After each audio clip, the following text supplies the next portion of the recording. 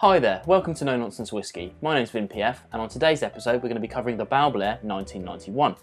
Now this is currently underneath coin number 059, and you can get this coin and any of the others in the range. If you check out the description below, you'll find out the links on how to get hold of them. Let me know. Now this is the third release, 1991 third release, offered at 46%, and at time of availability would have been around about £120 in the UK. Now I say at time of availability, that's because this is now sold out. It gives me a good excuse to talk about what they're doing with their range right now. Now this is the 1991 release, and you might tell by that that's actually the year that it was produced rather than the year it was released. That's because until fairly recently they at Balblair did yearly vintages of year produced. So we had things like the 1989, 1990, the 1999, the 2001, I think, I don't know. There was a lot of them, and now they have got rid of all of those vintages and they've replaced the whole range with 3 core expressions: a 12-year-old, a 15-year-old and an 18-year-old. Now they are priced at roughly £45, £75 and £120 respectively. It's a lot of money when you consider that when this was available to buy originally, it was around about that £120 mark. This was produced in 1991 and bottled in 2018, so it was roughly 26 to 27 years old depending on the specific dates of production and bottling. It's just one of those things. So I mean, you know, an 18-year-old versus a 26-year-old at the same price. But this is the way the market is going. You know, if we want age statements, they're going to cost a little bit more these days.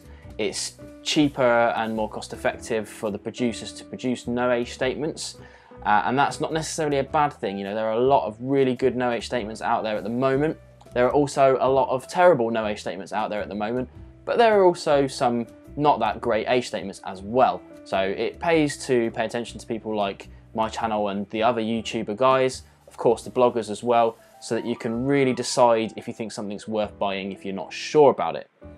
Anyway, back onto the 1991 itself. So as I said, it's roughly 26, 27 years old, so it's going into the kind of highly aged whiskey. So that'll be going in my well-aged whiskies playlist, which I'll pop up here. You can go and check out anything that's aged over 25 years. I think this is the 5th one I've covered on the channel, which is kind of cool. So apologies to the people who like watching the content that I make on cheaper whiskies, but this is not only an expensive whiskey anyway, but it's also not available and will be horrendously priced on the secondary market. Please do not spend a lot of money on buying this on the secondary market. I don't think there's any point, even though I think it is good, but we'll get into that right now. It's a mixture of ex-bourbon, ex-sherry casks. No information on whether we're talking first fill, second fill, whatever. Who knows? Let's have a go on the nose and we'll see what we think about it anyway. Now for something that's so aged, you'd expect it to be quite light. It is that. It's not in your face. The 46% isn't particularly high. Lots of vanilla notes there, lots of honey.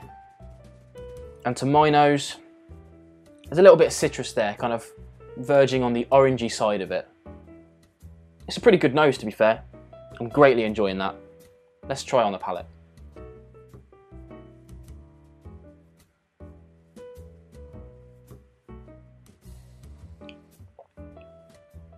Okay.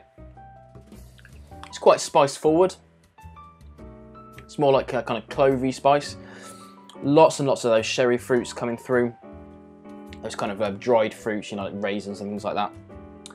For me, I don't often use this note, but I'm actually getting on this a bit of bitter chocolate. So it isn't really like your Cadbury's milk chocolate that you're used to. I'd say kind of more on the side of a dark chocolate,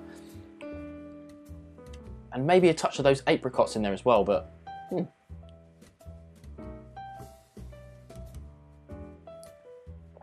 the finish is kind of medium-y, but it peters off into this kind of really nice, delicate spiciness with a few more kind of chocolate notes still in there from when we were actually swishing it around in the mouth, which is pretty awesome.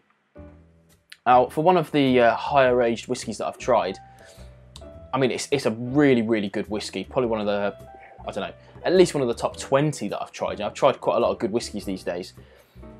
But this will probably be the last time I ever try it. I don't think I'll ever bother to buy it on the secondary market. It seems far too expensive.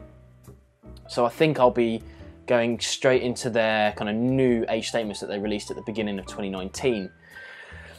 We'll see what they're like. They seem expensive to me, but I literally have no information on their flavour profile, so I can't tell you for sure if they're too expensive. They might be quite well priced in comparison to what's out there, but stick to the channel if you're interested in stuff like that. I'll cover them eventually, so hit the subscribe button and you'll get reviews when I get hold of them. Hi there, welcome to No Nonsense Whisky. My name's PF and I'm spitty.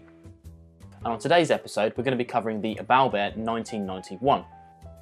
Did I say Balblair? Balblair 1991. Now we'll get it in a minute.